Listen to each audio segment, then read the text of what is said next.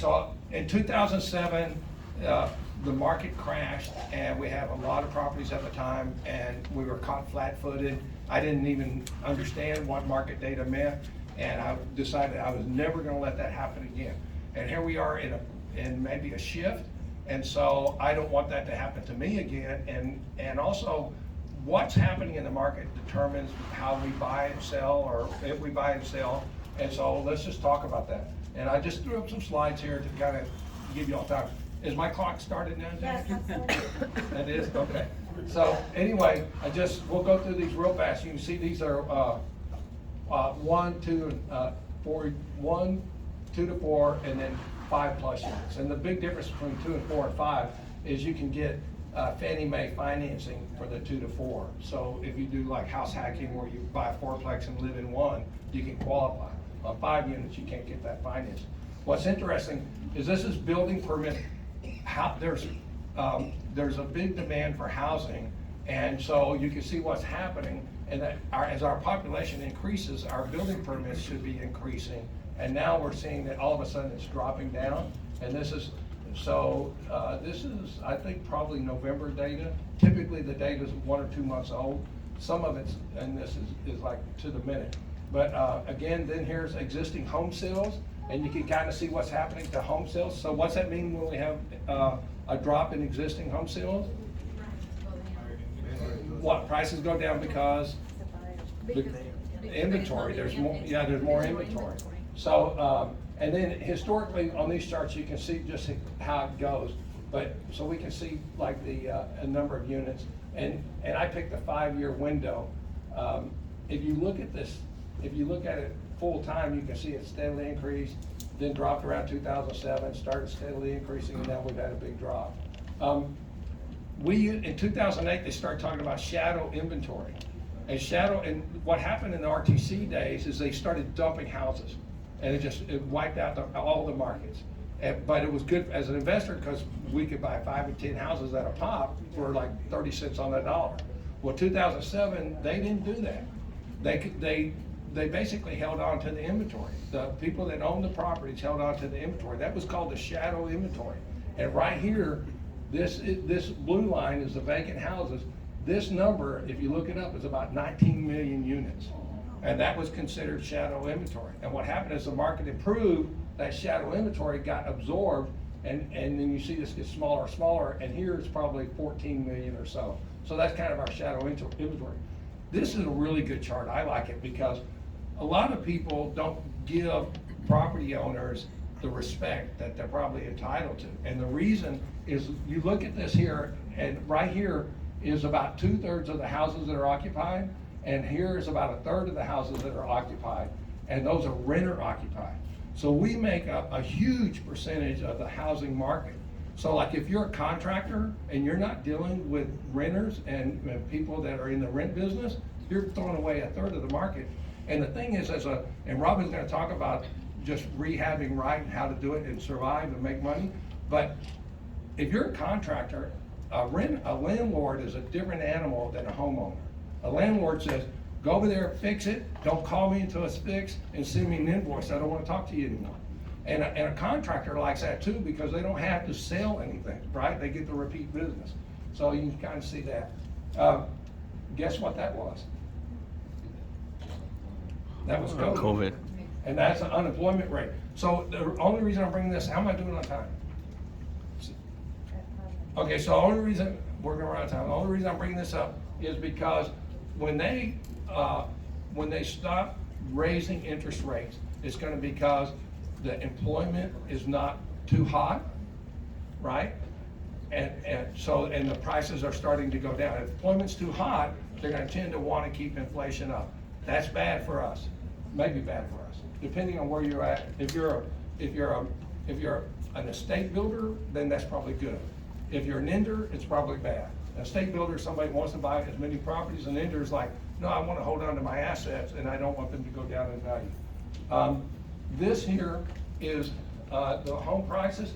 I just showed this one here to show historically what it is, but starting in June of 2022, this started happening. Now, when here, my net worth went up about 35% in 2 years because of this. But now this is happening. So now my net worth is going down every day that I go to bed and wake up. My net worth's going down. So, but that's what the market is. But if you look at the market, if you were buying here, this is what's been happening to house prices. So, I mean, to me, buying houses are always a good investment, especially if we're being smart about it. So that's important. This here is the, what is this here?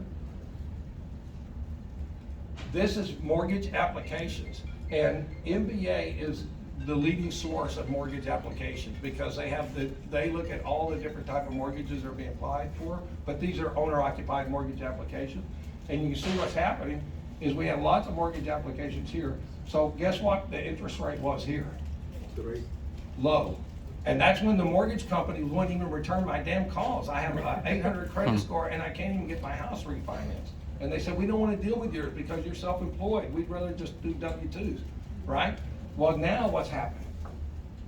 Now they're begging me to call them back, but I don't want to go back because what's interest rates? Yeah, it's like 6.25%, 6.5% for owner-occupied housing. So like I kind of got screwed both ways. I waited, they waited, and now I'm in trouble. Not in trouble, we're just not going to be able to refinance. This is inflation. This number here came out on the 12th. This is good. This is really good if you want interest rates to drop, okay? And what the Fed has already said is they're not gonna stop raising rent until they're 100% sure inflation is gone. So in other words, instead of stopping in advance, they're gonna wait for the numbers to come in. So the sooner this comes down, the better. A lot of the experts, are saying that our probably in the next 12 months, we can expect interest rates to get down to like in the 5s, okay? And that's their guesses. When you start looking at this stuff, they guess all the time and they're wrong all the time. So that's all I can say about that. So here's what I would do. I'd be a better competitor, just make better deals. And the good thing is like, tell people what the problem is. You know, that house you want to sell, it's now worth $50,000 less or $30,000 less, and start negotiating like that. By the way, wholesalers are calling me back. Used to be, Ray, I got this deal, you want it, yes or no? And a week later, they wouldn't call me back because they sold it. Now they're calling me back. Right, Drew? So wholesale, I mean, it's not, deals aren't being sucked up like they were before. So it helps us negotiate better. It helps us, this is the time for doing creative deals. The central bank, when rates may be raised, or just look for these dates, the 31st and the 1st, so it may raise there. A lot of people cannot refinance, and a lot of people have to refinance. Those are our opportunities. Okay, we might be able to help. We were gonna refinance some properties, but now that I think interest rates are gonna go down, I'm gonna try to wait a year and just kind of get by and not refinance. We had 3 or 4 properties that we wanted to refinance. I think if I wait a year or two, I think our numbers are gonna be better. So we're gonna hold off on that. So what appreciated the best in the last 10 years? This came up and it didn't actually tell us. 2 minutes? Okay, so I actually had to get a calculator out and figure it out, but in the Houston area, what appreciated the best? Any guesses? No guesses? Come on, are you all asleep out there? Single family. Huh?